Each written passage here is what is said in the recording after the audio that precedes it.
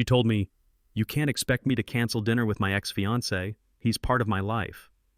That night, I signed the transfer papers, packed a box, no argument, no begging, just silence, and a line drawn.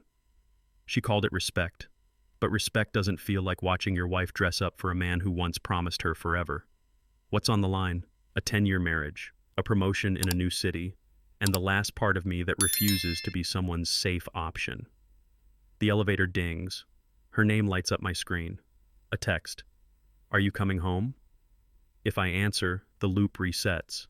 If I stay, I lose myself. If I leave, I lose the life we built. I lift the keys, not because I stopped loving her, but because silence is no longer love. And some boundaries scream louder than betrayal itself. She came in late, coat still warm from the night air, lipstick set like she had somewhere important to be. Marissa laughed at something in her head, hung her bag, and kissed my cheek the way people do when they want normal to feel normal. I asked the small talk question couples keep on the shelf. "How was dinner?" She said, "Great. Victor picked a place with good lighting." The name landed like a dropped coin on tile. In long marriages, the room tells you the truth before the person does. The pause, the glance away, the brisk step to the sink. I poured water to buy a heartbeat. She offered details the way a salesman offers samples, enough to distract, not enough to nourish. She smelled like pepper and basil, the kind of restaurant where you remember what was promised years ago. My hand was steady on the glass, but the line behind my ribs tightened. "Victor?" I asked, already bracing for the answer. "Victor," she said, casual, like weather. "He's my ex-fiancé, Noah's father." The sentence was tidy. The history behind it was not. In blended families, people learn new languages, pickup times, school calendars, polite nods at doorways. But every language has words you only whisper. Ex-fiancé is one of them. I studied the counter, the way scuffs gather near the coffee maker, the spots you notice when you have been married long enough to know every creak by heart. She reached for a glass, very careful, as if carefulness could make a different story. We are adults. We handle schedules and bills and tired feet and tired grace. Still, there is a moment when a name turns the floor into thin ice. She said they were catching up, making sure Noah's next few weeks ran smoothly. A reasonable sentence that left unreasonable echoes. I set my glass down and heard it ring. Families take coordination. Engagements take vows. Which one was she feeding tonight? 3 years married, and this was the first time I learned about dinners to coordinate. Not the occasional doorway handoff or a birthday drop-by, but meals with courses and stories and candles you pretend not to notice. She said they had been doing it for a while, like discovering a draft in a house you already paid for. Folks our age have lived enough to know how routines start. One favor becomes a pattern becomes a rule. I thought about Noah, 10, bright, a kid who deserves adults who mean what they say. I thought about how often grown people hide behind the phrase "for the child." It can cover anything from selflessness to nostalgia you are not ready to bury. She wiped a clean plate, then another, as if repetition could clean the story too. I nodded like a man listening to the weather, while the forecast shifted. If these dinners were ordinary, why did they arrive as news? "How often?" I asked, voice level, chair legs square on the kitchen tile. She did the little shrug that says everything and nothing. "Every couple of weeks," she said, "sometimes more if needed." Needed. The word earned its italics all by itself. We keep a calendar on the wall, pediatrician visits, oil changes, a dentist appointment that always reschedules. Somehow these dinners never found the ink. I looked at the empty Sunday squares and felt the space bend. There is a difference between jealousy and due diligence. Grown men know it in their bones. I have friends who rebuilt marriages after worse storms because every beam was on the blueprint. That is transparency. Hidden beams rot. She checked her phone, screen down. "You're making this weird," she added, soft but sharp. The room hummed with the fridge motor and a question I did not want to chase. Every 2 weeks, sometimes more. If the rhythm is harmless, why hide the drum? "Why not tell me?" I asked, as gently as a person can ask a hard thing. She rinsed a glass to its shine. It wasn't a big deal. People say that when they are protecting comfort, not truth.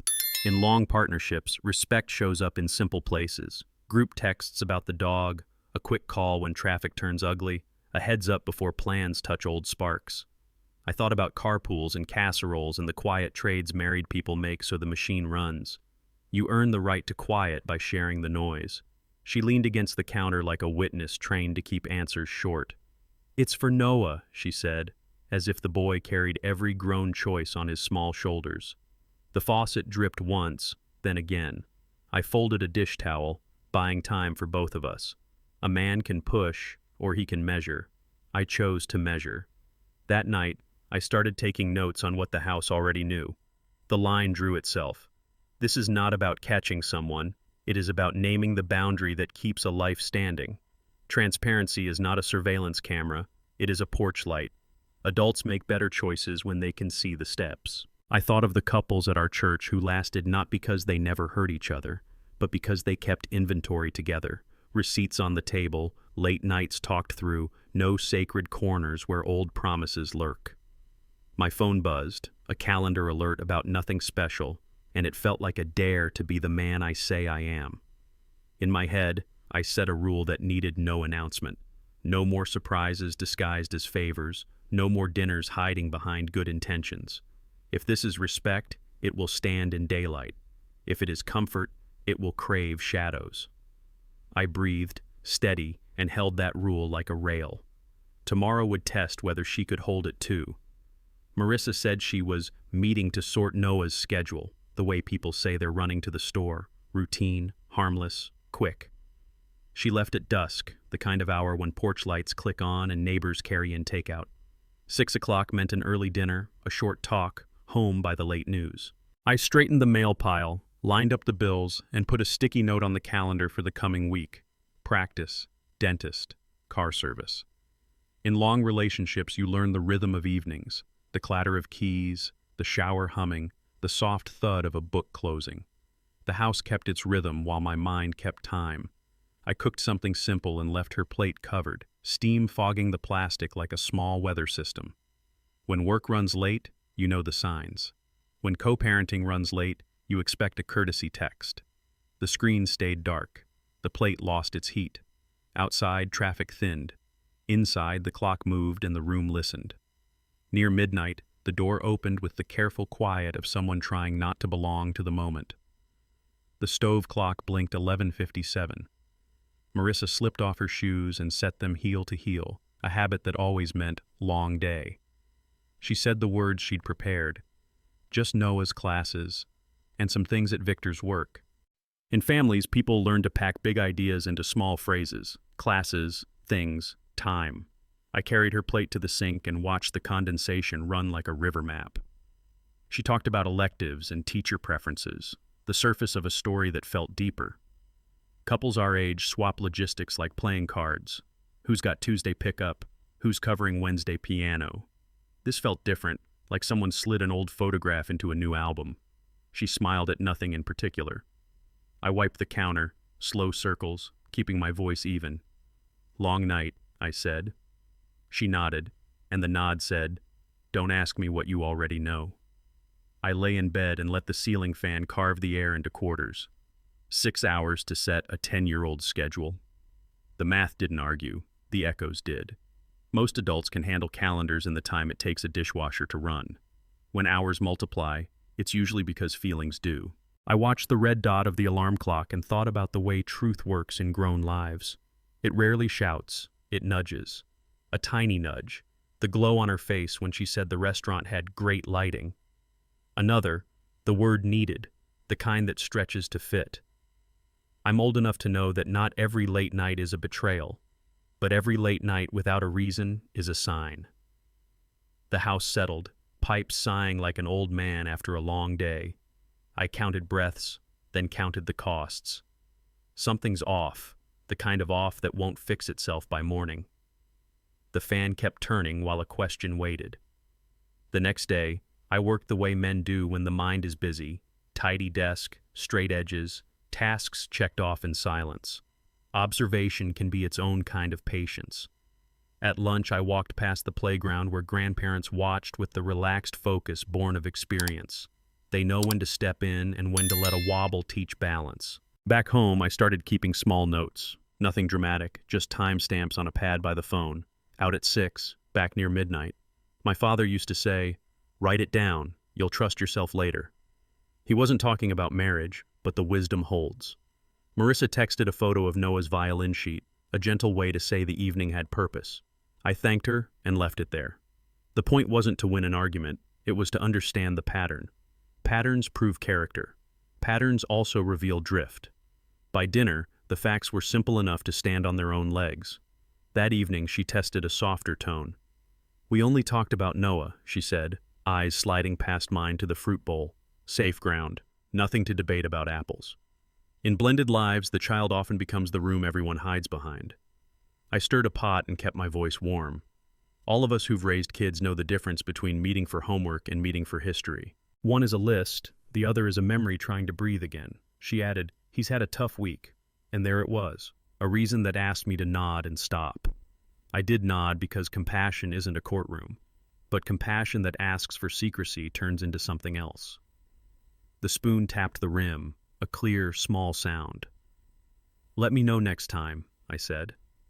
A simple sentence, offered like a bridge. She smiled like I'd agreed with her, not noticing the bridge I'd just built would tell me if she planned to cross it. That night, I chose to trade anger for clarity. A younger version of me might have paced the hallway and rehearsed speeches. Experience teaches different skills. Breathe, gather, wait, confirm. I sat at the kitchen table with the good pen and wrote 2 columns like a man balancing a checkbook. Respect on one side, secrecy on the other. Under respect, I listed the small things that keep a marriage in repair. Texts before late nights, names said early, dinners that don't become rituals in the dark. Under secrecy, I listed the tells, soft explanations, elastic words, time that grows legs. Each mark calmed me. This wasn't about catching a thief. It was about making sure my own judgment stayed honest. Tomorrow would bring another evening, another choice, another chance to see whether we were building something together or sheltering 2 different houses under one roof. I closed the notebook, turned off the kitchen light, and let the porch light do its quiet work. Marissa said she'd stay at Olivia Park's place. Easier than driving back late. The pitch was practical, the kind you accept when you've shared calendars and car insurance long enough to know how fatigue bends judgment. She packed a small tote, grabbed the moisturizer she only takes when she expects to sleep somewhere else, and kissed the air near my cheek. The house sounded like evening. Dishwasher humming, porch light buzzing, the dog down the hall dreaming. I texted Olivia a thumbs up and a smile, a small courtesy between households that trade favors and birthday cakes. No reply, which I chalked up to movie night laughter. I set aside 2 travel cups for morning, a habit from road trips that used to be ours. The clock nudged past 9. I folded a throw on the couch like I was straightening a thought. People say trust is a feeling. Grown folks know it's a ledger. Tonight, a line waited for entry. Morning made bravery feel polite. I swung by the cafe, picked up 2 cups, her roast, Olivia's decaf, and drove to Olivia's building, the one Marissa pointed out months ago with a story about views. The hallway smelled like lemon cleaner and old carpet. I balanced the tray, knocked, and composed a cheerful line about late nights and caffeine. Olivia opened the door with the expression people wear when they're catching up to a scene. "Hey," I said, lifting the cups. "Thought you 2 could use these after girls' night." A beat. "Girls' night?" she asked. Not cruel, just surprised. The kind that straightens a spine. My grip shifted. The lids hissed. We stood in the silence where facts set the furniture. "Marissa wasn't here," Olivia added, slow and careful, making sure the sentence didn't break. "Haven't seen her in weeks." I thanked her because manners are railings when the stairs go slick. The elevator doors closed on picture I couldn't hold. The cups rode shotgun like witnesses. I pulled into traffic and let the turn signal tick longer than it needed to, as if time might grant a different version. People in our stage of life learn to carry grocery lists and disappointments without dropping either. I set the coffees on the passenger mat and watched a line of foam creep under a lid. Somewhere, a couple argued about curtains. A grandfather taught a kid to tie a knot. The world kept its appointments. I took the side streets home, the ones with familiar potholes you steer around without thinking. Every landmark asked a question. The park where Noah learned to ride, the diner where Marissa and I split pie on a Tuesday, the gas station that still trusts people to prepay. The car felt larger than usual, a room I couldn't fill with explanations. At a red light, I breathed, counted to calm, and let the truth borrow my hands. Back home, her phone buzzed on the counter while the shower came alive down the hall. The screen lit with Victor's name, a banner sliding across like a theater cue. Thanks for last night. Noah was so happy to have breakfast with us this morning. The words were plain. The picture behind them wasn't. Breakfast is the gentlest ritual, the one that makes families feel like they still fit. I stared at the message the way you look at a road map before admitting you already know the turn. In long relationships, you learn that harm isn't only what happens, it's what becomes easy. It had become easy for them to be a we at sunrise. The faucet shut off. I set the phone where it had been, screen dark, heart steady. There was nothing to confront that would fix the shape of what I'd seen. The truth had chosen simple tools: eggs, syrup, and the comfort of a shared table. I'm old enough to know that not every warm kitchen means a cold heart. People who share children will share pancakes. Life makes compromises. What mattered was the ease, the way her story kept trimming corners until the parts that flattered the plan remained. This wasn't proof of an affair.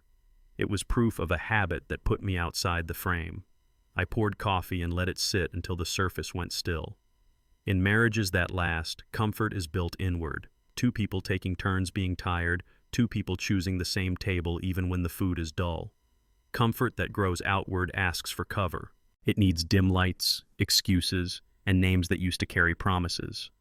The house woke up around us. A garbage truck groaned, shoes thumped the dryer, sunlight found the sink. She came down the hall smiling. I handed her mug and a choice: bring this into daylight or keep it where shadows help most. She floated in before noon with brightness, hair pulled back, sweatshirt that said comfort like a billboard. Late night, she said, and told me about the rom-com they watched, the snacks Olivia keeps in glass jars, the neighbor's cat that meows through the credits. The details were charming and weightless, like confetti that never lands. I set the kettle on and listened the way you listen to a weather report when you've already seen the sky. Couples who last learned to hold two truths at once: kindness in the room and accuracy on paper. I offered pancakes, and she said she'd had some. The fork paused, then moved. We traded easy lines, two actors honoring a scene that had been staged without us. When she laughed, I laughed. When she asked, I answered. The smile on my face wasn't a disguise. It was a brace. Some bridges don't collapse, they groan. You hear the sound and choose where to stand. Morning light made honesty look simple. I asked the question without decoration. Where were you last night? Marissa met my eyes, then chose a softer target. Olivia's, she said, steady as a metronome. The phone on the counter woke up and slid a banner across the glass. Victor's name, bright as a flare, then gone. The room learned a new sound, my heartbeat counting what her calendar skipped. In long partnerships, you ask straight so you can hear straight. She reached for the fruit bowl like a refuge, spun an orange just enough to avoid the next inch of truth. We watched a movie, she added, one more pebble on a pile that already leaned. I nodded as if a nod could keep the roof steady. The fridge hummed, the clock clicked, the screen waited. Adults know that once you name the place, the rest of the story has to live there. I asked again, slower. Where were you, really? I set her phone on the island, message open, no drama in my hands. Victor, thanks for last night. Noah loved breakfast with us this morning. The words behaved themselves, the meaning did not.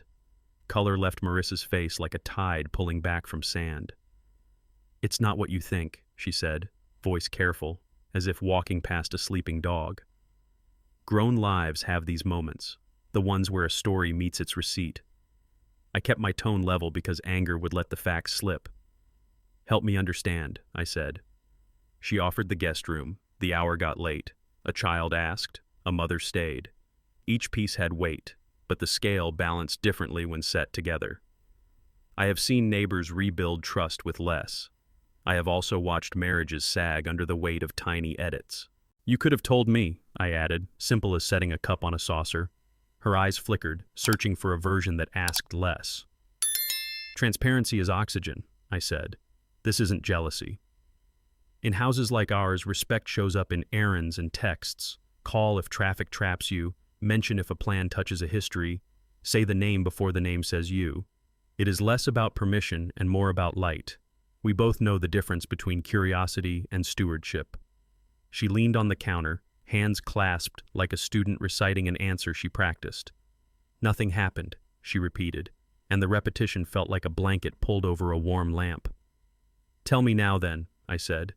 Put it in daylight so it can breathe right. I thought of couples from church who print the calendar and pin it to the corkboard so the week can earn trust hour by hour. You earn quiet by sharing noise. If the story survives the open air, it belongs here. If it wilts, it needed shade for a reason. She exhaled and the silence chose sides. You're controlling, she said, the syllables sharp, like a lid snapping shut. I let the word sit where it landed. Control hides in demands. Respect lives in agreements. I'm asking for respect, I answered, not permission slips. Respect is a courtesy call when plans turn into presents. Respect is saying the name that changes the temperature in a room. Respect is not a scavenger hunt where the spouse finds clues in the laundry and the logins. We have both lived long enough to know the cost when dignity leaves the conversation. Patience shrinks, kindness rusts, and two good people start speaking through locked doors.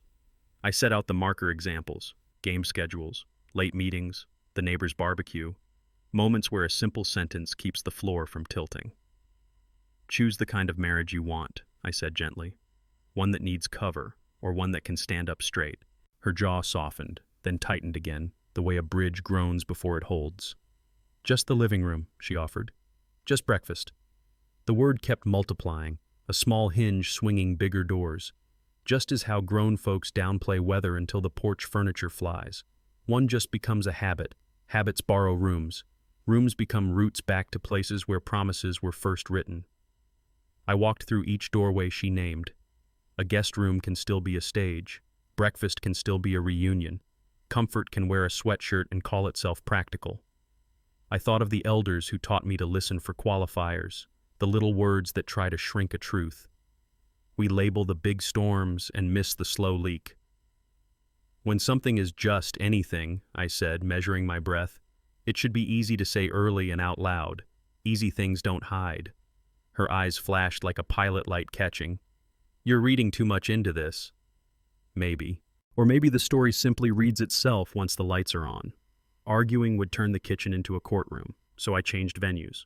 Strategy is calmer than suspicion. I hear you, I said, and meant it. I'm going to watch what the days say. In long lives, patterns tell the truth better than performances. I wiped the counter, set the phone where she left it, and folded the dish towel square. My choice was not to trap her. It was to trust my own eyes. That choice has a cost. You wait longer, you talk less, you write more. But it also has a gain. Clarity that can stand without a witness. I opened the drawer and took out the small notebook, the one we keep near the coupons. Date, time, plain facts. No color, no thunder. Dinner tonight? I asked, casual, giving the day one more chance to stay ordinary. She looked relieved to move on. The timer on the oven beeped like a starter pistol. In my head, a different clock began. The plan began in errands no one notices. I rented a small storage unit off the highway, the kind with a keypad and a manager who's seen enough to mind his own business. I boxed the easy things first. Tax folders, passports, the warranty file we never open until the fridge dies. A few shirts from the back of the closet, the winter coat that only sees daylight 3 weeks a year. Grown lives move in paperwork and hangers. I labeled every box with a fat marker, kitchen, office, memories, so my future self wouldn't resent my current one. On the way back, I filled the tank at the station where the clerk still calls customers by name. Routine steadies the hand. At home, I set the mail in 2 stacks, hers and mine, the way couples divide chores after dinner. Nothing theatrical, no slammed drawers, just space made on shelves like a man clearing a trail. Preparation isn't anger, it's dignity, putting its shoes on. At lunch the next day, I called Thomas Reed from the parking lot under a sycamore that drops leaves like postcards. Thomas speaks in solutions. "Is that transfer still open?" I asked, voice steady the way you talk to a banker. "It is," he said. "You'd be a fit." We discussed timelines, housing stipends, what the role needs in its first 90 days. Seasoned workers know the drill. New city, new deliverables, same morning coffee. I watched a couple my age share a sandwich on a bench and pass napkins back and forth like vows. Thomas listed the benefits. I did the math only people with mortgages do. "You'd have support to get settled," he added. Support is a good word when the ground shifts. "Give me the weekend," I said. "You'll have an answer." I ended the call and wrote the numbers on a receipt, the way my father used to scribble figures on a dashboard. Clarity likes to be written down. The offer came through in a neat email, bullet points like guardrails. 15% raise, start date soon, a relocation package that would cover boxes and bruises. I said yes before fear could borrow a chair. Commitment is a muscle. You keep it strong by using it. I printed the papers at the library because the printer at home chews edges when it gets moody. An older man in line nodded at the forms and said, "Moving?" I said, "Starting." He smiled the way folks do when they recognize a road they've walked. Back at the house, I slid the signed pages into a folder and placed it where the bills used to sit. The kitchen clock ticked like it approved. With the big decision made, the little ones got simpler. Which books to keep, which framed photo to take, which mug truly belongs to me. People think endings roar. Most of them are quiet, just the sound of tape on cardboard. That evening, Marissa said she was meeting Victor to talk through parent-teacher conferences. I held the door and wished her a productive night. When the car pulled away, I packed 2 more boxes, the way a man finishes a job he knows by muscle memory. The living room gave up its extras, the side table with the magazines, the bowl where I drop loose change, the throw pillow she says never matches. I wrapped my diploma in a towel like a fragile plate. A neighbor's TV murmured a ball game. Somewhere a lawnmower coughed to a stop. Regular life kept moving, which made the work feel honest. I left her spaces intact, her bookshelf, her blanket, the vase she likes in spring. This wasn't a raid, it was accounting. When she texted that she might be late, I sent back a thumbs up and turned off the lamp. The room settled around the absence, not dramatic, just different enough to notice. By Friday, the house had a new echo. One wall in the living room showed a pale rectangle where the bookshelf used to shade the paint. I stood there longer than made sense, like a man reading a faded sign on a road he's already chosen. The camera in my head framed the shot. Empty space, light searching for something to land on, a quiet caption that belonged to me alone. I prepare, not revenge. That line mattered. Men of a certain mileage understand that rage burns hot and dumb, but preparation keeps you intact. I set the empty shelf screws in a zip bag and taped them to the wall so whoever followed me, landlord, painter, another version of us, wouldn't have to guess. The door clicked. Marissa stepped in, cheerful and wind-kissed. Her eyes found the rectangle, then the missing table, then the thinness of the coat closet. She didn't speak. The clock on the stove filled the room with small seconds. "Going out again?" I asked, light as a neighbor waving from the driveway. "Victor had a rough week," she said, tying her hair with the motion of someone late for an appointment. "He could use a listener." I poured coffee into a travel mug and handed it over like a blessing. "Go help," I said, and meant it. Her surprise flickered, a pause, a blink, then faded as she reached for the doorknob. People expect pushback when they cross a boundary. Consent can be its own mirror. The quiet told a story my words no longer needed to carry. After the door closed, I wrote the day's simple ledger. 1 more dinner out of the house, 2 more boxes to storage, 3 calls answered about the new role. In marriages that heal, transparency wins the tie. In marriages that end, the truth stacks itself until the balance tips. I set the pen down, listened to the empty wall breathe, and let the plan hold. Saturday morning, she opened the closet and paused. "Where's your golf bag?" The question sounded casual, but it checked the room like a flashlight. "Owen Miller borrowed it," I said. "His set needed work, so the shop's tuning both." She nodded, half listening. the way people do when their mind is already 2 errands ahead. Golf is one of those harmless details couples use to measure normal. Weekend greens, a bad slice, a glove left on the dash. The absence proved something else. Quiet moves, steady steps. She tied her sneakers and mentioned meeting a friend about school lists. I rinsed a mug and let the water run long enough to feel honest. In long partnerships, small questions test bigger subjects. A missing bag can be just a bag. It can also be a sign that the calendar has chapters you haven't read yet. She grabbed her keys. The door clicked. The house exhaled, and I let the stillness draw its own map. That evening, she said, "Victor wants to look at high schools for Noah." The sentence walked in like it belonged. Noah is 10. Anyone who's filled out enrollment forms knows timelines have lanes. I set my fork down and kept my tone even. "Planning ahead," I offered, like a man reading the neutral line on a weather map. She explained how districts change, how waiting makes choices harder, how a quick visit now saves time later. Logistics sound reasonable when they wear urgency. I asked which campuses, what times, who's meeting them at the office. Answers came dressed but not tailored. People with shared history know how to pad a plan with just enough words to keep you nodding. I refilled her water and she thanked me without seeing the question inside the gesture. High school's for a child who still counts summer and bike rides. The fork touched the plate. The sound was small and it rang longer than it should. "Time with family. Nice," I said, and meant it where Noah was concerned. Kids deserve adults who show up, even if the seating chart is complicated. She looked relieved, like a traveler cleared at security. Relief tells its own truth.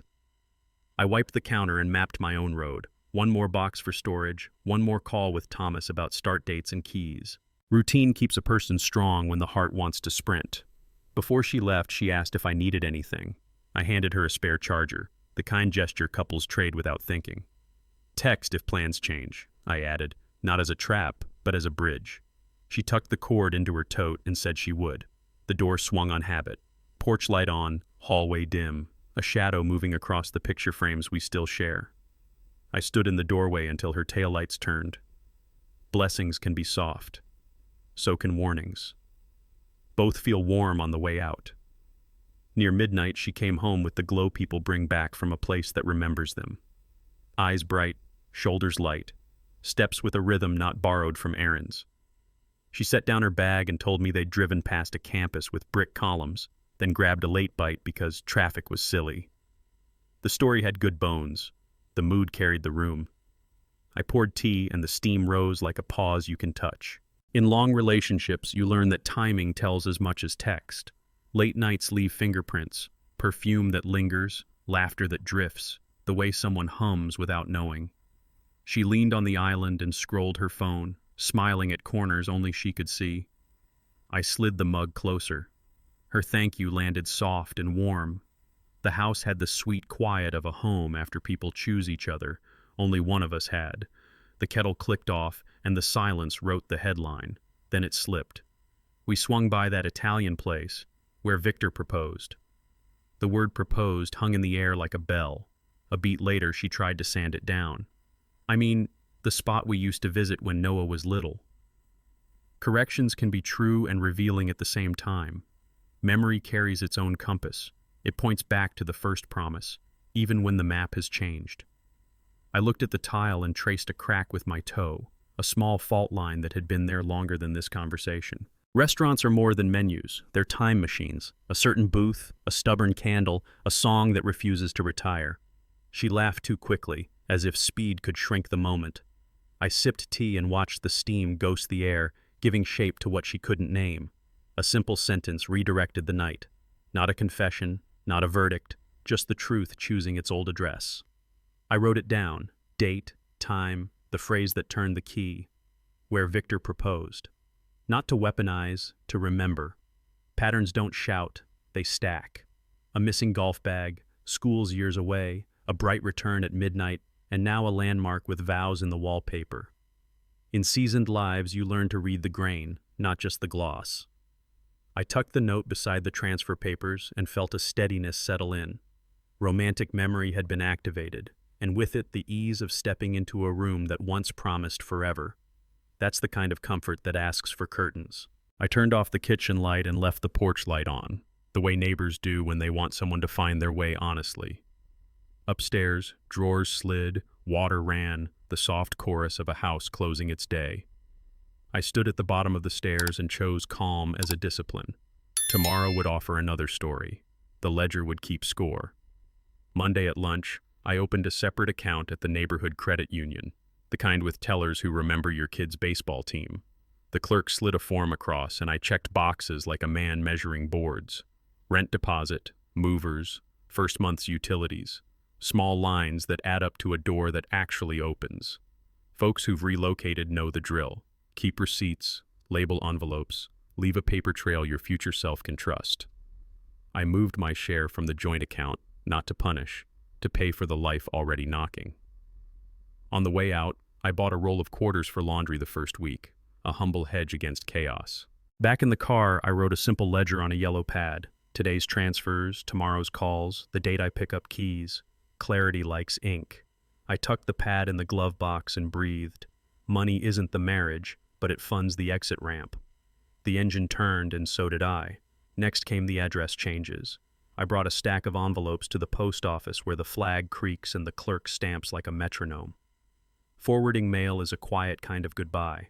Banks, insurance, the dentist who still sends postcards with cartoon teeth. I stood at the counter with other people tending lives. A woman mailing a birthday sweater, a grandfather shipping a model train part. We nodded like travelers at the same gate. I filled out the form with steady print, temporary address set to the storage unit's office, a place with hours and a lock that answers to me. On the porch at home, I slid catalogs into 2 piles, hers, mine, then marked the utilities with sticky notes so the handoff later wouldn't snarl. Paper tells on us. It shows where we belong and where we plan to stand next. When I sealed the last envelope, the tape squeaked, small and final, like a lid finding its thread. The mailbox closed without a fight. By midweek, the house had shifted its weight. The leather chair where I read on Sundays was a rectangle of lighter carpet. The magazine basket disappeared, and the wall above the desk had a paler square where my diploma once hung. Homes keep the memory of what held them together. Take out one piece and the room clears its throat. I wrapped a lamp in yesterday's paper and found a photo tucked behind a frame. Noah at 7, gap-toothed, holding a kite that refused to cooperate. I tucked it into my bag because the memory belonged to all of us, not just this address. The pantry sounded different without the clink of my coffee grinder. Even the echo changed, like a church after the choir leaves. Marissa noticed, paused at the doorway, then stepped past the silence with a smile I recognized from old times that weren't ours. The space we'd shared could finally say it out loud. We were narrowing down to truth. Marissa seemed lighter after each dinner with Victor, shoulders loosened, songs under her breath, the kind of glow people carry from rooms that remember them. I got quieter after each trip to storage, focused hands, trunk lined with blankets, a satisfaction that comes from making order where your heart can't. Friends our age talk about the long work of adulthood, showing up, paying bills, moving boxes without injury. That work became my anchor. She told me about a new dish at a familiar place. I told her HR had confirmed my start date. 2 parallel trains, same track, different stations. When she laughed at nothing and checked her phone, I washed the last pan and listened to the faucet's steady rhythm. Joy is information. So is peace. Hers grew where his name lived. Mine grew where my name would be on a lease. The house didn't take sides. It simply recorded. We were both moving, she toward what once was, I toward what might be. I practiced a new discipline, quiet that isn't sulking, order that isn't punishment. A mentor once told me, when your mind is loud, make something tidy. I lined the tool drawer, tightened a loose hinge, cleaned the stove until it looked rented. In long lives, dignity learns to work with its hands. Silence can be a sulk that curdles a room, or it can be a porch light that says, find your way honestly. I chose the light. When frustration knocked, I went for a walk past houses where people were grilling, arguing, laughing, regular nights that smelled like pepper and grass. Back home, I folded 2 towels exactly the same and set one aside for the new apartment, a small ceremony no one would witness. One I didn't sat on my tongue. I let it pass. Anger feels strong at first and thin later. Order is the opposite. Each small task steadied the part of me that needed to hold. The pattern had a headline. She was busy reconnecting a past. I was busy building a present. Neither required speeches. Both produced evidence. She tried on an old laugh. I chose a new set of plates online that won't chip in the first month. She told a story about a song from back when.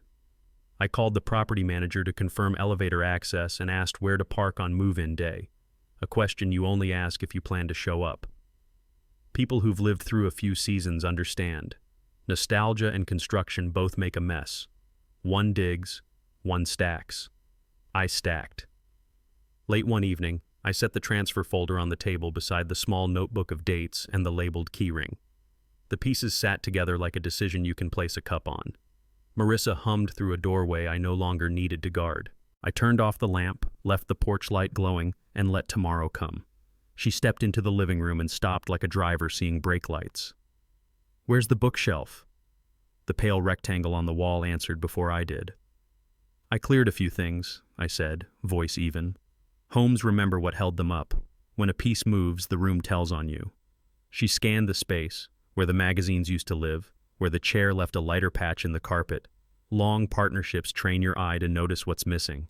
She reached for a lamp switch, then let her hand fall, as if light might make it worse.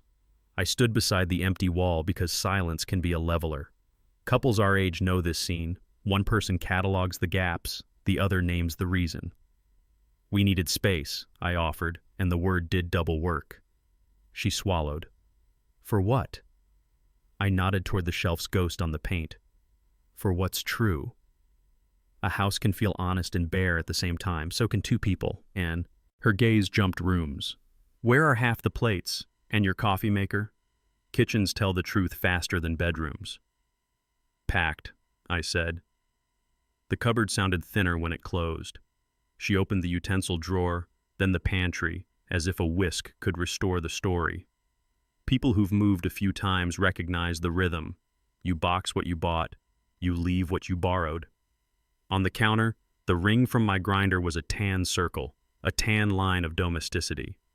"This is extreme," she said, trying to laugh it back into size. I pointed at the small stack of dishes I'd left for both of us. 2 bowls, 2 plates, 2 mugs. "It's simple," I answered. "That's different. Simplicity is not punishment. It's a statement." She pressed her palms to the island like a runner bracing for the next mile. "Are you leaving me?" The question came out half whisper, half dare. "I'm making room for a decision," I said. The room agreed. I closed the laptop, turned to her fully, and placed the next piece where it belonged. "Do you remember saying the Italian place? The one where Victor proposed?" The word hung between us like a chandelier you notice after years of eating under it. Corrections came quick. "I meant the spot we used to go when Noah was little." Adults know truth can be both precise and forgiving, but memory points where vows were spoken. I rested my hand on the back of a chair and kept my tone steady.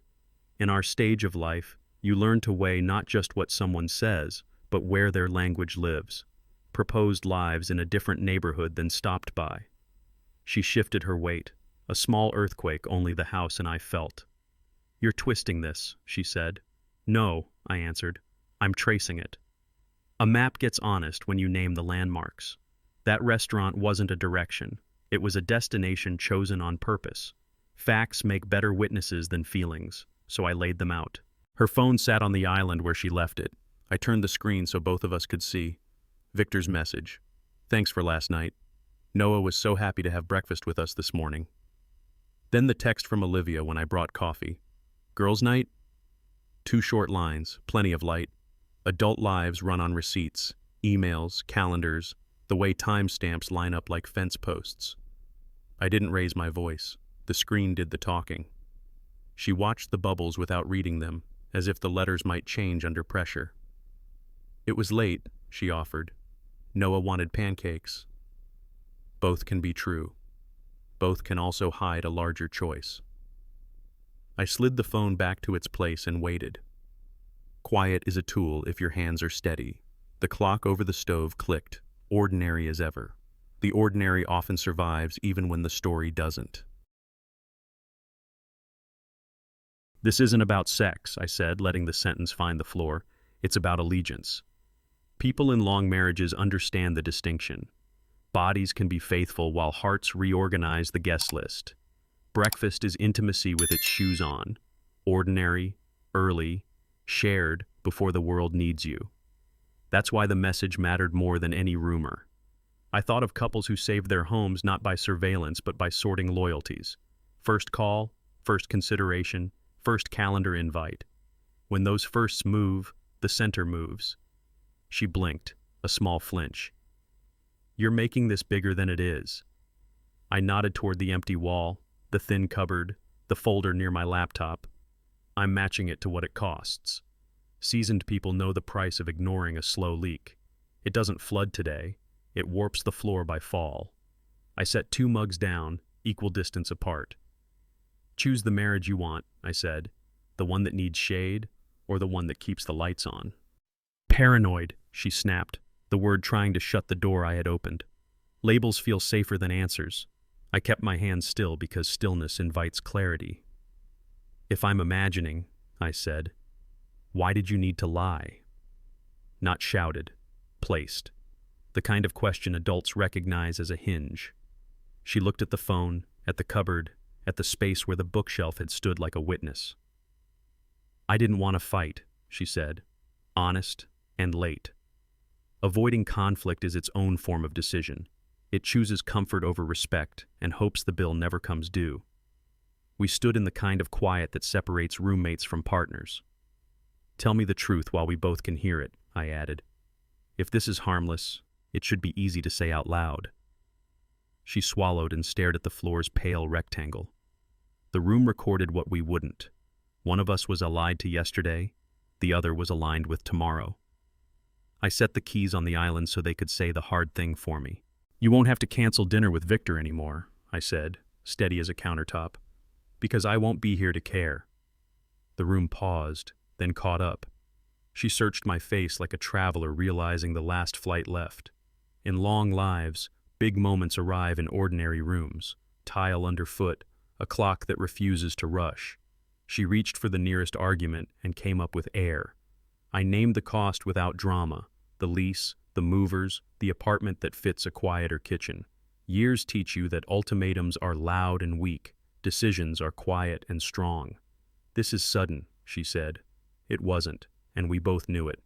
Somewhere a neighbor laughed at a sitcom. Somewhere a dryer buzzed. Our house went still enough to choose sides. I'm choosing dignity, I added. You can choose dinner, both are choices. The keys didn't move, neither did I. I opened the folder and slid a page forward, the kind of document you can rest a cup on. Transfer approved, I said. Thomas Reed confirmed. Start date circled in ink that doesn't blur. Monday. Not a threat, a timeline. People our age measure promises with calendars, not petals. She blinked at the page like it might soften if she stared long enough. The print stayed. I walked her through the ordinary courage of logistics. Key pickup, elevator window, the number on the mover's card. I'll be out of your way by the weekend, I said, and the sentence carried no heat, only direction. She leaned on the island the way tired people lean on faith when they run out of plans. We can work on this, she offered, voice careful. Adults believe in repair. They also believe in receipts. This was both. The paper didn't argue, it witnessed. I put it back in the folder, closed the metal clasp, and let Monday keep speaking. Her panic arrived in waves, fast breath, fast questions, fast blame searching for a place to land. You can't, she said. Not like this. I lifted the lid on the reality we'd both felt. 80% of my things are already gone. It sounded harsh and felt true, which is how truth often sounds. She looked at the pale square on the wall, the thin cupboard, the missing chair only a careful eye would clock. Panic tried to bargain. What if we pause? What if we reset? What if we sweep this under a rug labeled for Noah? Rugs hide stains. They do not fix floors. I spoke gently because gentleness has its own gravity. I'm not punishing you, I said. I'm protecting what's left of me. She paced a short path between island and sink. Every turn a small circle that admitted a larger one had already been drawn. The room had fewer things and more truth. That ratio decided the evening. Tears changed the pitch. Victor isn't ready for anything serious, she said, words falling like dishes that almost break. A confession can be honest and self-serving at once. I handed her a tissue and let the sentence sit where it belonged, between nostalgia and reality. People who've lived a little know the difference between chemistry and character. One lights quickly, one builds slowly, and only one survives a hard winter.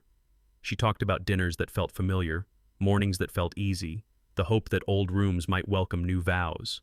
Hope is a kind liar when it's fed by memory alone. So he pulled back, I said, not unkind. She nodded, small and final. The picture reorganized itself, two people enjoying warmth with none of the weight. I thought it could be something, she whispered. The part of me that still loves her understood. The part of me that must love myself understood louder.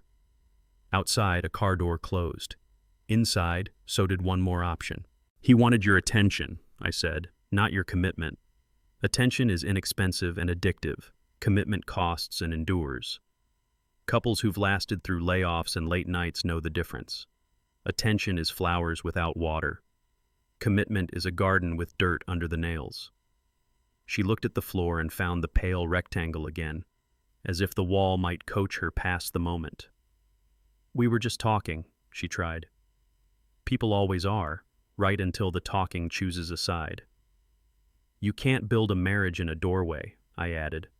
Someone has to walk inside and close it. The kitchen sounded like a church after service, benediction given, choices waiting in coats. I don't want to lose us, she said.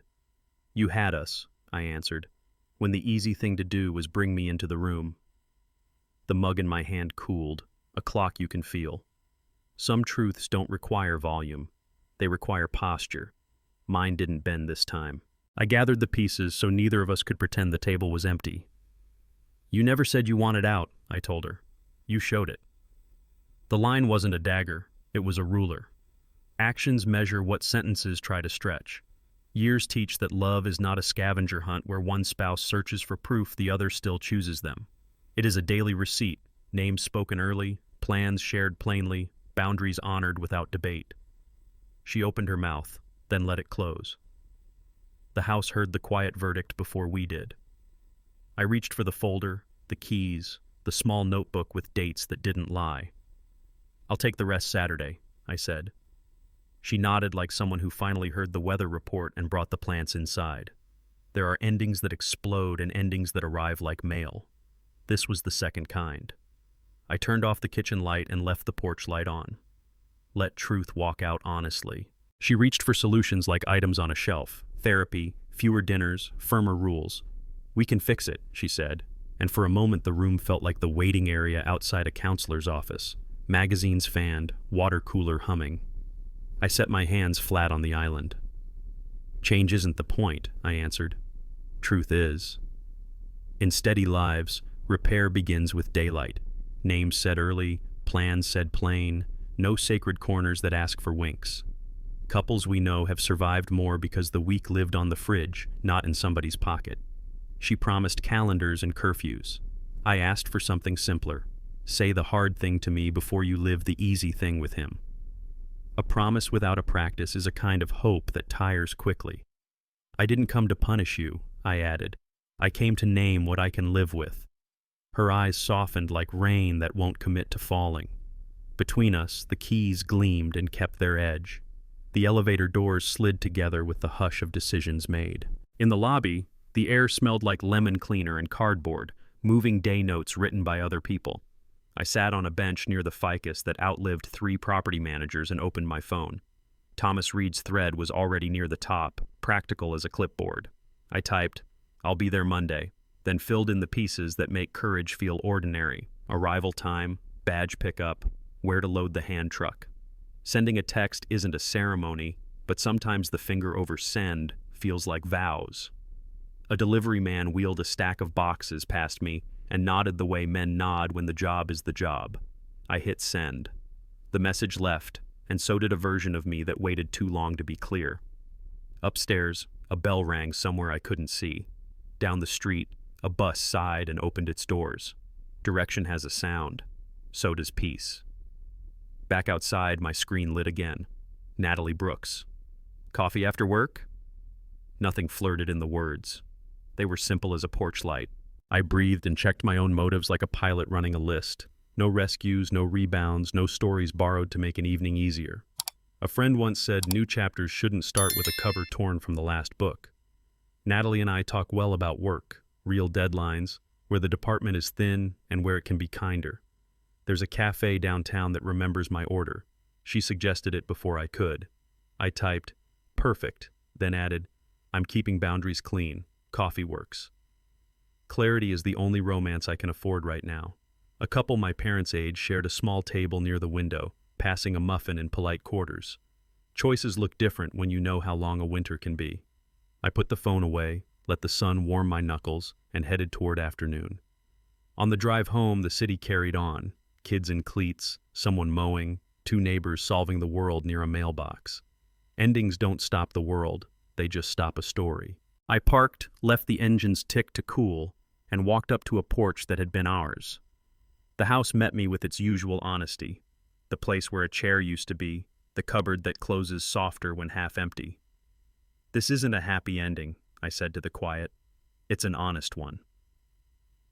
There's a difference older hearts respect. Happy depends on weather. Honest holds in wind. I set one key on the hook and kept two on the ring, a small inventory that told the truth better than any speech. A message from Natalie waited without urgency. A message from Thomas sat already answered. I turned on the porch light the way good neighbors do and stood for a moment under its steady circle. Tomorrow would arrive either way. I didn't leave because of a bed. I left because of a boundary. In my house, transparency is oxygen, and respect is an agreement, not a leash. When breakfast became easier to explain in whispers than in daylight, the center moved. Keys on the counter weren't a threat, they were a receipt. Dignity is quiet. It tapes boxes, changes addresses, and turns on the porch light so the truth can find its way out. This is the payoff.